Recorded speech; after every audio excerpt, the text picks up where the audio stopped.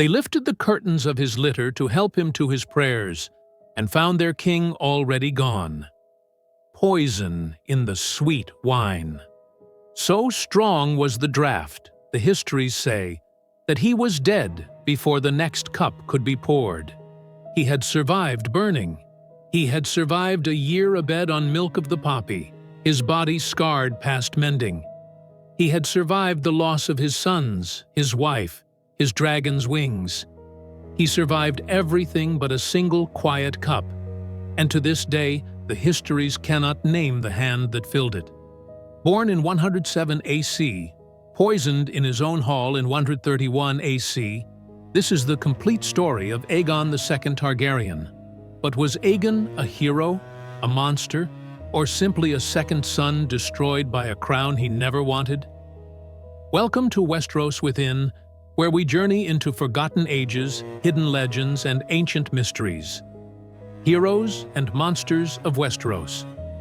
This is Aegon the Second Targaryen, the king poisoned in his own hall.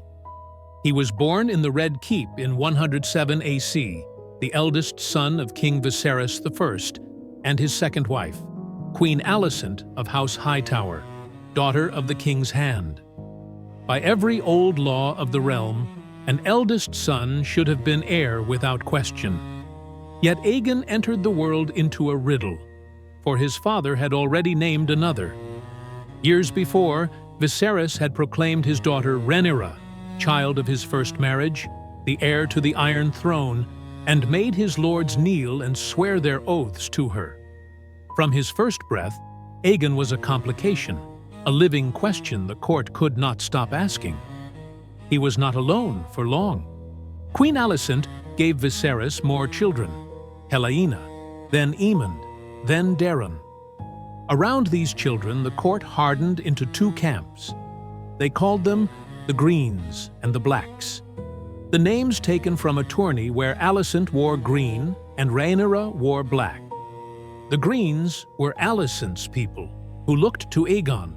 The Blacks were Rhaenyra's. And so a boy became a banner, before he was old enough to understand what he was meant to mean. As a child, Aegon claimed a dragon, and what a dragon it was. Sunfyre, men called him, Sunfyre the Golden, said by many to be the most beautiful dragon ever seen in the world. His scales like beaten gold, his wings a pale and delicate pink.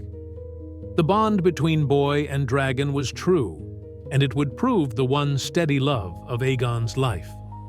Remember that gold, for it matters how this story ends. But of duty, the young prince had little love. He grew fond of hunting and hawking, of jousting and wine and women, choosing pleasure over the weary work of rule. He wandered down into Flea Bottom, into the wine sinks and the fighting pits, and he left base-born children behind him there. The kinder chroniclers call him idle. The crueler ones, men like the fool Mushroom, accuse the young Aegon of far darker things, of using a serving girl ill, of keeping a fighting pit for his base-born sons. Whether these were true, or the slanders of enemies, no one living can say. What is certain is that this was a prince who served himself, and not the realm. When he came of age, his mother and father arranged his marriage to his own sister, the gentle Helaena. She was a dreamy girl who loved her insects and spoke unsettling little prophecies that no one heeded. By her, Aegon fathered 3 children, the twins Jaehaerys and Jaehaera, and a younger boy named Maelor. He was, the histories agree, an indifferent husband and an unfaithful one. He did not know yet how much he would come to grieve every soul in that small family.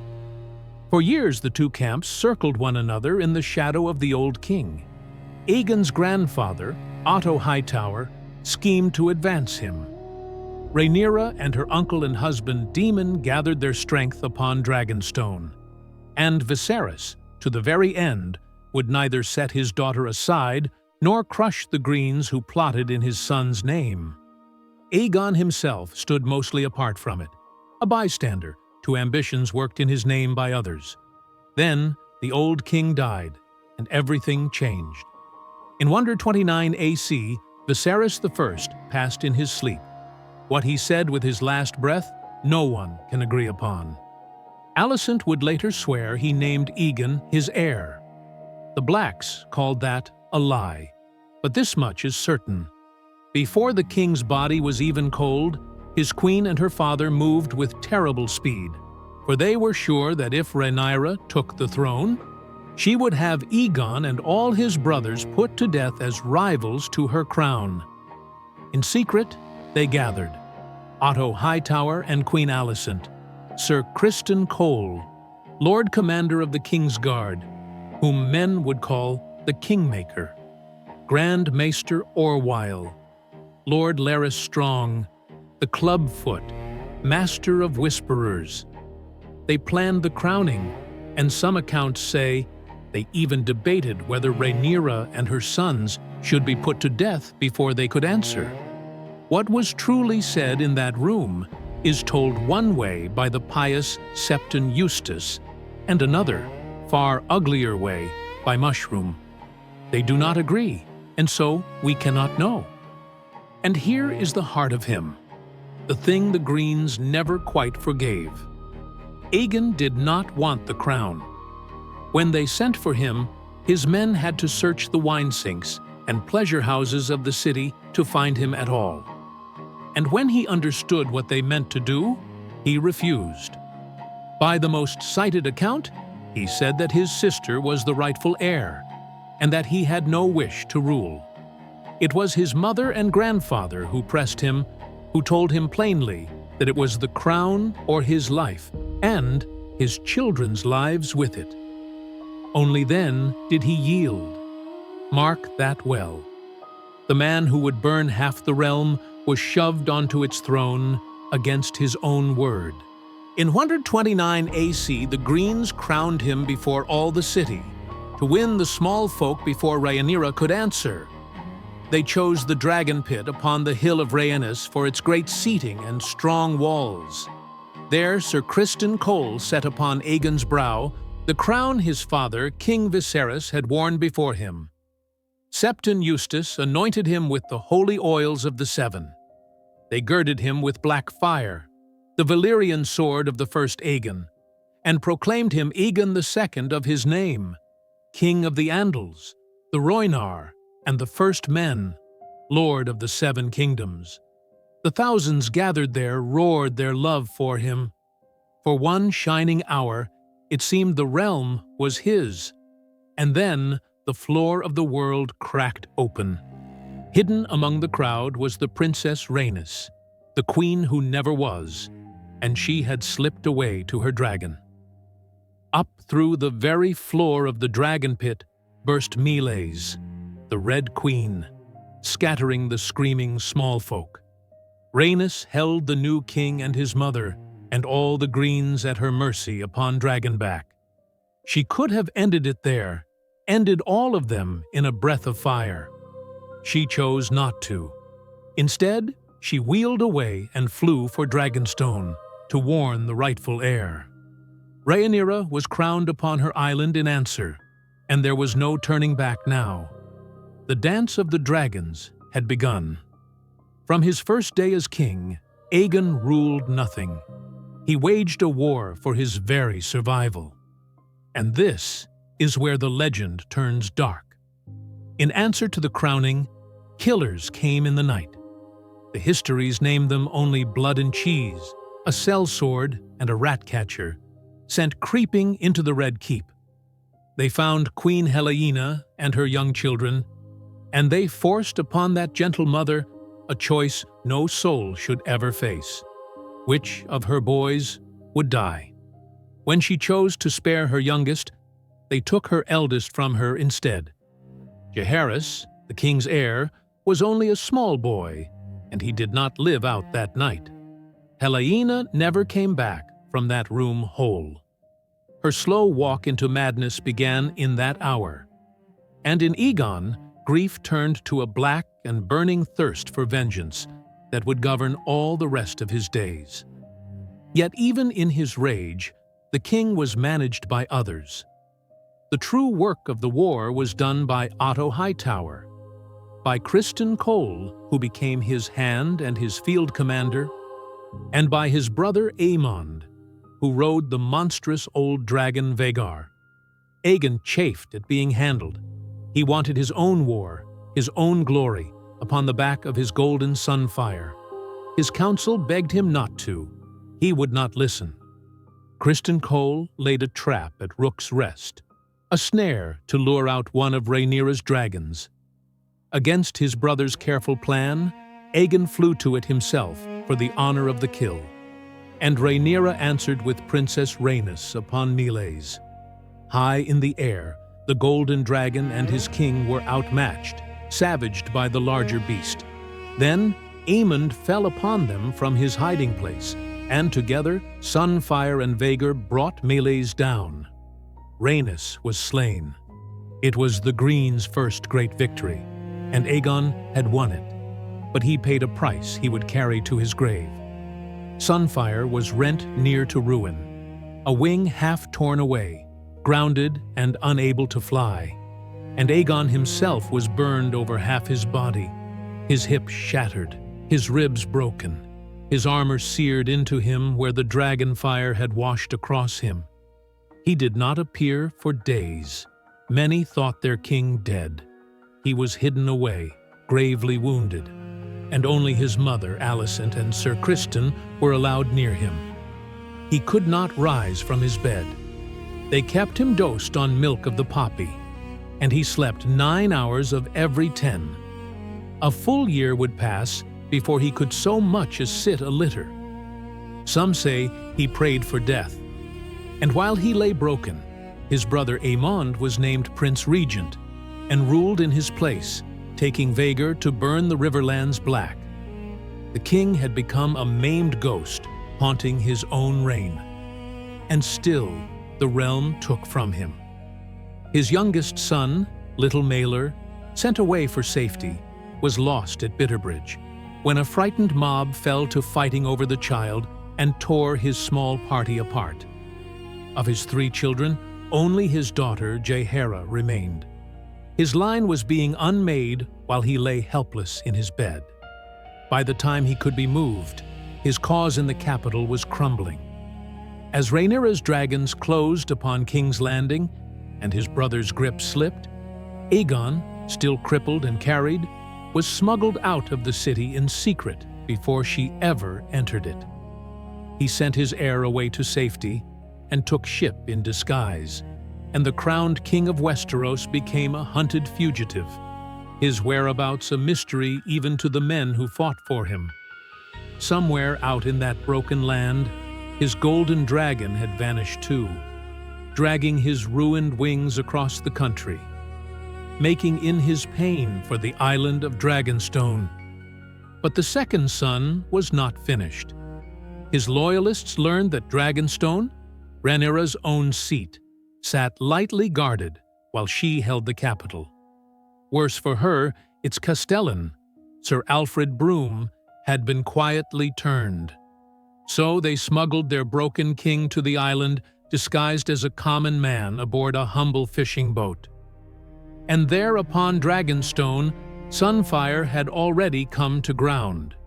The garrison's young defender was Baela Targaryen, Daemon's fierce daughter, and she took to the sky on her small dragon Moondancer to meet the golden invader. In a savage, low, tumbling fight, Sunfyre overwhelmed her. Moondancer was slain. Baela leapt free, burned but living, and was taken captive.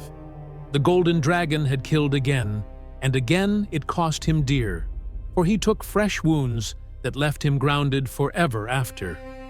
Both king and dragon were ruins now, but Dragonstone had fallen, and Rhaenyra's own home now belonged to her enemy. And then Rhaenyra walked straight into the trap. Driven from King's Landing by a city that had turned against her, she fled for the refuge of Dragonstone, never knowing it had fallen to her brother. She came on the 22nd day of the 10th moon of 130 AC, bringing her young son, the boy who would one day reign as Aegon III. Broom's men seized her at the gate. What followed is among the darkest hours in all the histories, and I will not dwell upon its cruelty. Aegon, burned and twisted and carried in his litter, faced the half-sister who had begun this war for his crown. The flightless Sunfyre lay chained in the yard. At the king's command, the dragon was roused, and there, before her own young son, Rhaenyra was given to the golden dragon. She had been queen for scarcely half a year. With her last breath, the histories say, she raised her face to the sky and called a curse down upon her half-brother. The exact words the king spoke over her, the chroniclers tell differently. Mushroom gives him cruel relish. Eustace names him a kinslayer, damned in the eyes of gods and men. The deed they agree upon. The words they do not. The boy who was made to watch, men later said, was never seen to smile again. So Aegon had his vengeance, and on parchment he had won. And here is the bitter truth of it. There was nothing left of him to enjoy the winning. He was a crippled, burned, broken man. His wife Helaena had died in his absence, by her own hand, men said. 2 of his 3 children were gone. His dragon would never fly again. His treasury was empty. His brother Aemond, dead in the waters of the God's Eye, and the realm itself was starving and exhausted. He had won everything and lost it all in the same breath. He was carried back to King's Landing and set once more upon the Iron Throne, a king who could not walk to it, who must be borne everywhere in a litter, kept always on milk of the poppy, bent and twisted, half his face and body a mask of old burns. And around this hollow man, the war finished collapsing. The Greens had no armies left. Young lords marched on the capital, Cregan Stark's northern host, and the swords of the Vale converged. By 131 AC, defeat was no longer in doubt. His hand, the old sea snake, Lord Corlys Velaryon, and the men who wished for peace counseled the king to lay down his crown, to take the black and join the Night's Watch, and so end the bloodshed by crowning a child of both warring lines. But Aegon, embittered and reminded of his hostages, refused. He spoke still of fighting on. The reluctant king who never wanted the throne had become the last and only obstacle to peace. And then the cup. After a meeting of his small council, the exhausted king climbed into his litter and asked to be carried toward the royal sept, with his customary flagon of sweet wine to dull his endless pain. And when the escort lifted the curtains, the king was dead. Poison in the wine. So strong was it that he was gone before the next cup could be poured. Who poured it? No one ever proved. The chronicles agree only that there were too many who wished the king dead to ever name the one who finally did it. Mushroom points his crooked finger one way, Eustace another, and the official record simply says, poison, and the hand unknown. That mystery has its own telling, and we leave it where the histories leave it, unsolved. His death bought the peace his life never could. With the last obstacle gone, Rhaenyra's son, the boy who had watched his mother die upon that island, was crowned Aegon III and wed to Aegon the Second's surviving daughter, Rhaenyra, joining the broken halves of the dragon's house beneath a regency of great lords. The dance of the dragons was over, and on Dragonstone, the most beautiful dragon the world had ever seen, flightless and failing from his wounds, died not long after his master, as if he could not bear to outlast him. The golden dragon and the reluctant king both ended as ruined and broken things over a war that neither of them ever wanted. So was he hero or monster? Neither, perhaps, and both. a man who refused a crown and was given it at the point of his family's fear, a grieving father who fed his own sister to a dragon, a king who survived fire and ruin and a shattered body, only to be undone by a single silent cup in his own hall. He was a second son who was never meant to be a king, and a king who was destroyed by being one. From first breath to last, that was Aegon the Second Targaryen.